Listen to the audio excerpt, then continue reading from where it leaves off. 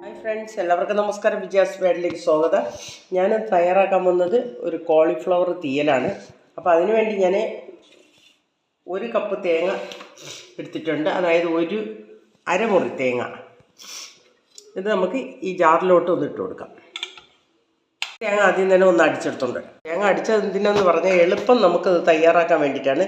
ഈ തേങ്ങ വറുത്തെടുക്കാൻ എളുപ്പമാണ്. ഇങ്ങനെ ഒന്ന് അടിച്ചിട്ട് എടുത്താൽ എളുപ്പം മൂത്ത് കിട്ടും. അടുപ്പ് എത്തിച്ച് നമുക്ക് ഫ്രൈ പാന വെച്ച് കൊടുക്കും.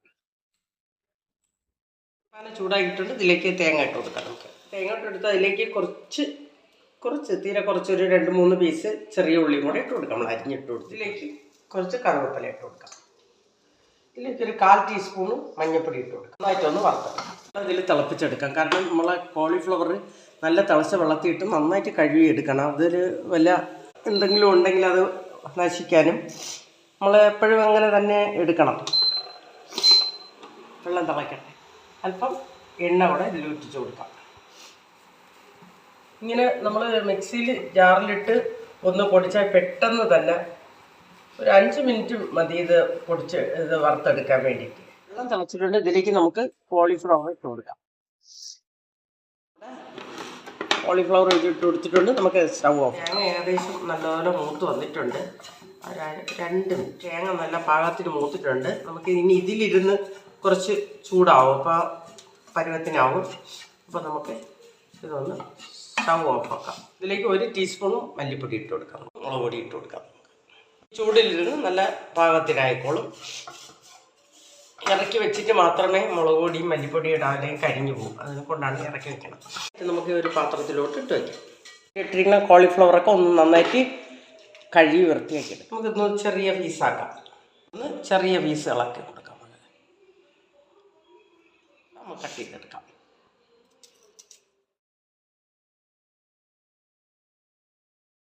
അപ്പോൾ ഇത് നമുക്ക് തീയൽ തയ്യാറാക്കാനുള്ള ഒരു ഫ്രൈ പാൻ അടുപ്പ് വെച്ച് കൊടുക്കാം. ചൂടായിട്ടുണ്ട്. ഇതിലേക്ക് നമുക്ക് അല്പം വെളിച്ചെണ്ണ ഒഴിച്ച് കൊടുക്കാം. അതിലേക്ക് 1/4 ടീസ്പൂൺ കടുക് ഇട്ട് കൊടുക്കാം. ഉള്ളി ഇട്ട് കൊടുക്കാം. ഞാനൊരു 3 മുളകാണ് കട്ട് ചെയ്ത് വെച്ചിട്ട് മുളക് കൂടെ ഇട്ട് കൊടുക്കും. കറിവേപ്പില കൂടെ ഇട്ട് കൊടുക്കാം.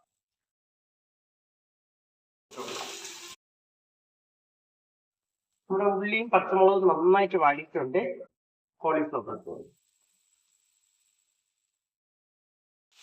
ഇതൊന്ന് നമുക്ക് അടച്ചു വെച്ച് കൊടുക്കാം. ഇതിലോട്ട് ഇട്ട് കൊടുക്കാം.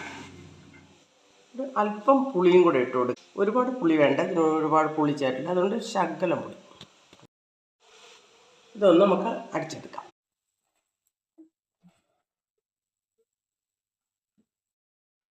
നമ്മുടെ കോളിഫ്ലവർ റെഡി ആയിട്ടുണ്ട്. നമുക്കിതിലേക്ക് അരച്ച് വെച്ചിരിക്കുന്ന അരപ്പ് ചേർത്ത് കൊടുക്കാം. തീയലിവിടെ റെഡി ആയിട്ടുണ്ട്. നന്നായിട്ട് തിളച്ചൊന്ന് അരപ്പൊക്കെ ഒന്ന് പിടിക്കണം. ഒരു 2 മിനിറ്റ് നമ്മൾ സ്റ്റവ് ഓഫ് ആക്കുന്നത്.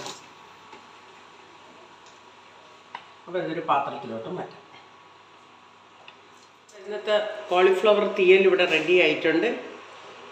ഈ വീഡിയോ എല്ലാവർക്കും ഇഷ്ടപ്പെട്ടെങ്കിൽ ലൈക്ക് ചെയ്യുക, ഷെയർ ചെയ്യുക, സപ്പോർട്ട് ചെയ്യുക. നന്ദി, നമസ്കാരം.